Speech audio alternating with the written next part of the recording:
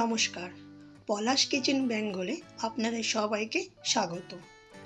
আমি আজকে আপনাদের সাথে শেয়ার করব কি করে আমি রোস্টেড চিকেন বানিয়েছি ঘরে, তা আপনাদের সঙ্গে শেয়ার করব।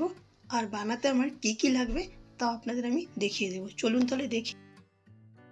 চিকেন থাই রোস্ট বানাবো, তার জন্য চিকেন নিয়েছি। চিকেনগুলো মাঝখানে একটু কেটে নিয়েছি। থাই নিয়েছি চিকেন রোস্টের জন্য। আর লাগবে সর্ষের তেল, বেসনটা একটু ভেজে নিয়েছি, চিকেন তন্দুরি মশলা নিয়েছি, রসুন নিয়েছি, গোলমরিচ নিয়েছি, দই আর লবণ লাগবে।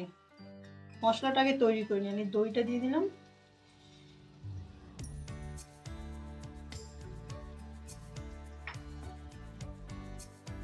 তন্দুরি মশলাটা দিয়ে দিলাম,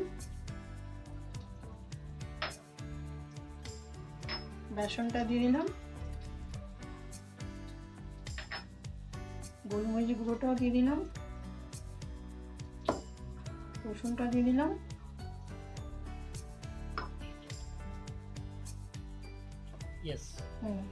একটু নুন দিয়ে দিচ্ছি, সর্ষের তেল দিয়ে দিচ্ছি একটু,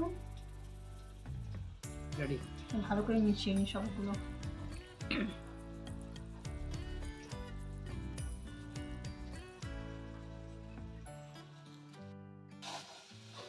হয়ে গেছে, এবার চিকেনগুলো দেবো, তারপরে একটু লেবু রস দেবো। চিকেনগুলো দিয়ে নিয়ে ভালো করে।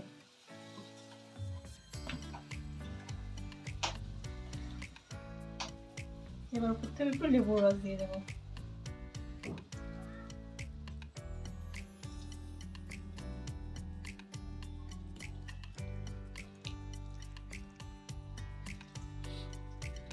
আর ভালো করে চিকেনে একটু মাখিয়ে নিয়ে মশলাগুলো দিয়ে রেখে দেবো 20 থেকে 25 মিনিট, তারপরে রোস্টেড করবো।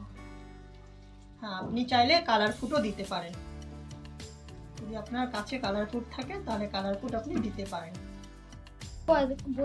হ্যাঁ, আমি তো ভুলেই গেছিলাম লঙ্কার গুঁড়োটা দিতে, কাশ্মীরি লঙ্কার গুঁড়ো দিয়ে দিই। এবার